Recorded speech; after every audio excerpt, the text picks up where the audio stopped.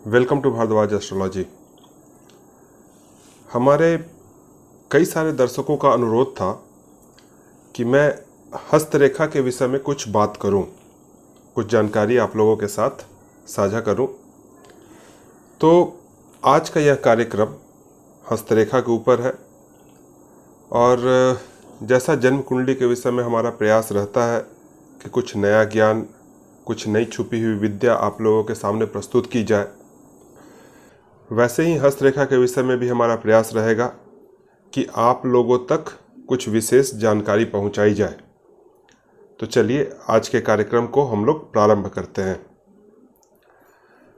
आज का कार्यक्रम का विषय है कि हाथ में बने हुए त्रिभुज की स्थिति को देखकर आप यह कैसे पता लगा सकते हैं कि व्यक्ति के जीवन का स्तर क्या होगा, उसके पास धन की स्थिति कैसी होगी, उसका समाज में स्टेटस क्या होगा। तो चलिए सबसे पहले त्रिभुज को समझते हैं कि त्रिभुज की आकृति कैसी होती है। यह कोई अलग त्रिभुज हम लोगों को नहीं लेना है। जैसा कि गणित में, मैथमेटिक्स में हम लोग पढ़ते हैं, वही त्रिभुज यहाँ पर है और वही इसकी परिभाषा भी है कि 3 रेखाओं से बनी हुई बंद आकृति को हम लोग त्रिभुज कहते हैं। त्रिभुज की आकृति में 3 रेखाएं, 3 कोण और 3 शीर्ष होते हैं। आप लोगों को समझाने के लिए कुछ आकृति जो है त्रिभुज की वो स्क्रीन पर दी जा रही है, इसको आप लोग देखें।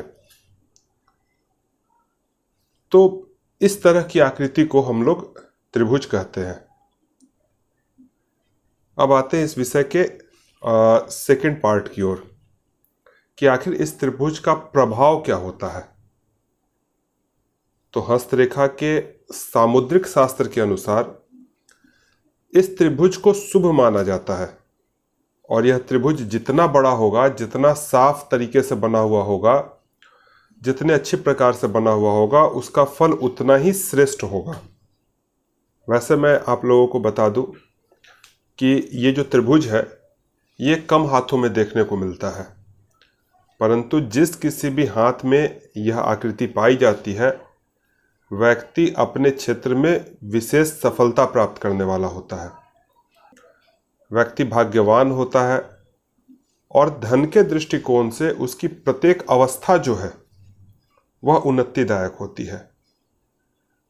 अवस्था अर्थात कि जैसे इस शरीर की 3 अवस्थाएं होती हैं, बाल्यावस्था, युवा अवस्था और वृद्धावस्था। तो बाल्यावस्था से ज़्यादा उन्नतशाली जो है वो युवा अवस्था होता है और युवा अवस्था से भी ज़्यादा सुखी जो है वो वृद्धावस्था होता है, समृद्धशाली होती है वृद्धावस्था। तो प्रत्येक अवस्थाएं जो होती हैं वो इनकी समृद्धिदायक होती है। अब बात करते हैं इस विषय के तीसरे पार्ट की ओर कि आखिर विभिन्न स्थानों पर इस त्रिभुज का प्रभाव क्या होता है। तो जैसे अगर बृहस्पति के पर्वत पर त्रिभुज का चिन्ह हो, जैसे ये हमारा पाम है, जो हमारा फर्स्ट फिंगर है, इसको हम लोग हिंदी में तर्जनी कहते हैं। इस उंगली के जो ये नीचे का ये भाग है, इस भाग को हम लोग बृहस्पति का पर्वत कहते हैं। तो इस स्थान पर अगर त्रिभुज का निशान हो तो ऐसे व्यक्ति को धर्म के विषय में उनकी विशेष जानकारी होती है। व्यक्ति धार्मिक किस्म के होते हैं। कई सारे साधु सन्यासियों के हाथ में इस प्रकार के चिन्ह मिलते हैं बृहस्पति के पर्वत पर। कई बार ऐसा भी मैंने देखा है कि जो बड़े बड़े नेता होते हैं, उनके भी हाथ में ये बृहस्पति के क्षेत्र पर त्रिभुज का निशान मिलता है।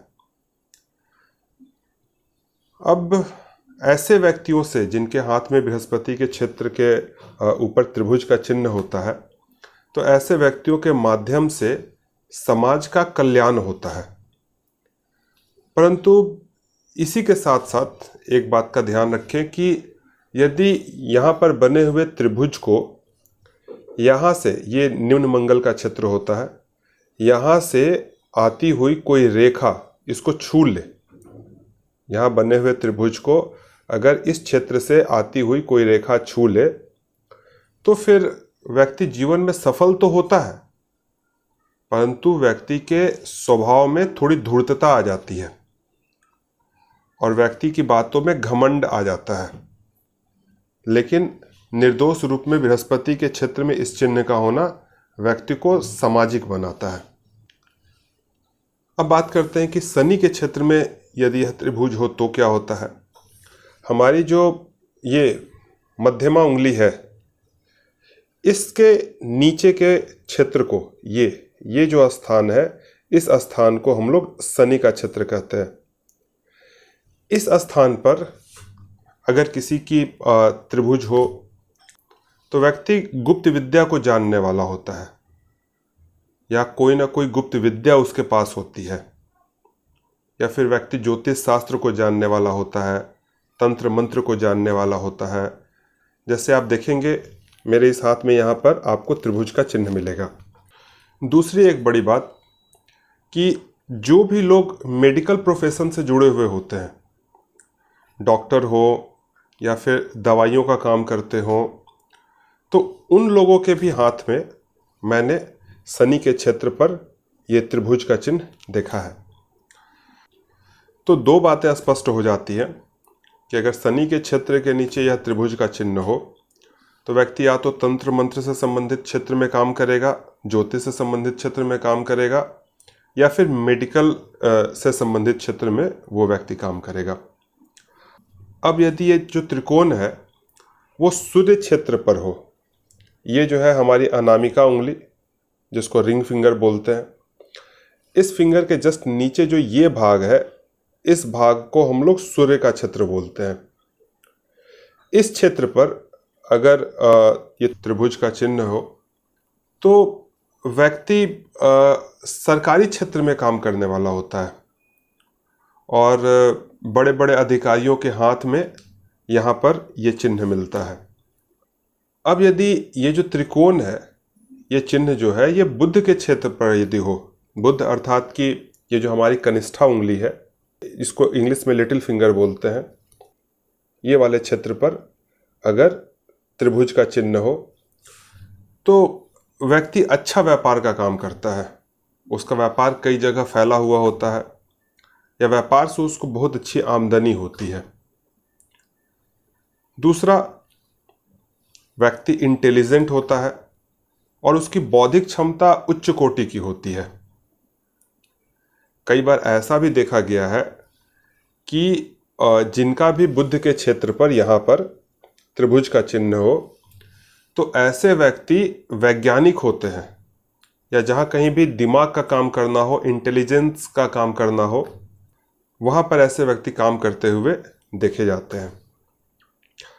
अब यदि यही त्रिभुज जो है वो मंगल के क्षेत्र पर हो, ये जो क्षेत्र है ये हमारा मंगल का क्षेत्र है और ये क्षेत्र को भी हम लोग मंगल का क्षेत्र मानते हैं।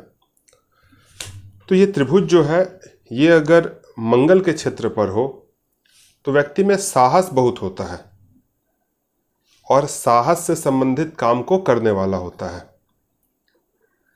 ऐसे व्यक्ति साधारण तौर पर पुलिस विभाग में काम करते हैं या सेना में काम करने वाले होते हैं। यदि ये जो त्रिकोण है वो निर्दोष हो, कटा छटा न हो, तो ऐसा व्यक्ति बड़े अधिकारी होते हैं। कई बार ऐसा भी देखा गया है कि जो लोग हैं खेल में अच्छा नाम करते हैं, कई बार लोगों को राष्ट्रीय पुरस्कार भी मिलता है। तो वो जिनके भी हाथ में मंगल क्षेत्र पर अगर त्रिभुज का चिन्ह मिल जाए तो ऐसे लोगों को राष्ट्रीय पुरस्कार भी मिलता है। कोई भी व्यक्ति जो हमारा कार्यक्रम देख रहे हैं वह कोई खेल खेलते हो और इस स्थान पर निर्दोष त्रिकोण बना हुआ है तो वह पूरे मन से अपने खेल में प्रयास करे, क्योंकि उनको पुरस्कार की प्राप्ति होगी। अब आते हैं अंत में कि यदि शुक्र के क्षेत्र पर ऐसा त्रिभुज हो तो ये जो हमारा अंगुष्ठ है, इस अंगुष्ठ के इस क्षेत्र को, इस अंगुष्ठ के नीचे वाले क्षेत्र को हम लोग शुक्र का स्थान कहते हैं। तो यदि शुक्र के क्षेत्र पर त्रिभुज हो तो ऐसा व्यक्ति संगीत, ललित कला, नृत्य इत्यादि में रुचि रखने वाला होता है और इस क्षेत्र में कार्य करने वाला होता है और इसी क्षेत्र में व्यक्ति को प्रतिष्ठा भी मिलती है। ये हो गए हमारे इस त्रिभुज के शुभ परिणाम। किन इन स्थानों पर त्रिभुज का चिन्ह अगर हो तो ये शुभ फल देते हैं। परंतु पूरे हाथ में 2 स्थान ऐसे हैं जहां पर इस त्रिभुज की आकृति अगर बन जाए तो वो खराब फल देती है। पहला स्थान है कि जो हमारा भाग्य रेखा हो, अर्थात इस शनि पर्वत तक जो रेखा जाती है यहाँ से निकल करके, उसको हम लोग भाग्य रेखा कहते हैं। तो जो भी हमारा भाग्य रेखा है उस पर अगर ये त्रिकोण का चिन्ह बन जाए, और दूसरा कि जो हमारी विवाह रेखा है, विवाह रेखा अर्थात ये जो बुध के क्षेत्र है उसके नीचे जो ये रेखा जा रही है इसको विवाह रेखा कहते हैं। परंतु विवाह की विशेष स्थिति जो है वो यहाँ से पता चलती है। तो यहाँ पर अगर त्रिभुज का चिन्ह हो या फिर जो रेखा मध्यमा उंगली अर्थात मिडिल फिंगर की ओर जा रही हो, भाग्य रेखा उसको कहते हैं, उस रेखा पर त्रिभुज का चिन्ह हो तो इसे खराब माना गया है। यदि भाग्य रेखा पर यह चिन्ह होगा तो व्यक्ति को जीवन में आगे बढ़ने में काफ़ी प्रयास करने पड़ते हैं। काफ़ी प्रयास के बाद व्यक्ति जीवन में आगे बढ़ते हैं। और दूसरा, यदि विवाह रेखा पर यह चिन्ह हो तो विवाह में व्यक्ति को परेशानी आती है तथा विवाह के बाद भी जीवन में वैचारिक मतभेद रहता है। इसके अलावा यदि पितृ रेखा पर यह चिन्ह हो, अर्थात कि जो अंगुष्ठ है उसके नीचे के भाग को जो रेखा घेरती है उसको हम लोग पितृ रेखा बोलते हैं। इस पितृ रेखा पर, जिसको पाश्चात्य ज्योतिषी लोग आयु रेखा भी कहते हैं, इस पर यदि इस त्रिभुज का चिन्ह हो तो इसे अति शुभ माना गया है। और यदि पितृ रेखा पर यह निशान आपको दिख जाए तो एक प्रेडिक्शन आप आंख बंद करके दे सकते हैं कि जैसे ही इस बालक का जन्म हुआ वैसे ही इसके पिता का भाग्योन्नति जो है वो स्टार्ट हो गया। एक बात का आप लोग ध्यान रखें कि यह जो निशान है यह जातक की हथेली में जितना साफ सुथरा होगा जातक की किस्मत उतनी ही अच्छी होगी। इसी प्रकार की अन्य जानकारी आप लोगों के सामने लाते रहेंगे और इससे संबंधित कोई भी अगर आपके मन में डाउट हो तो आप कमेंट बॉक्स में दे दीजिएगा। मैं समय के अनुसार उन सब का जवाब दूंगा। थोड़ा टाइम लग सकता है लेकिन जवाब दूंगा। बाकी आज के कार्यक्रम को हम लोग यहीं पर समाप्त करते हैं। आप सभी का बहुत बहुत धन्यवाद। हरिओम नारायण।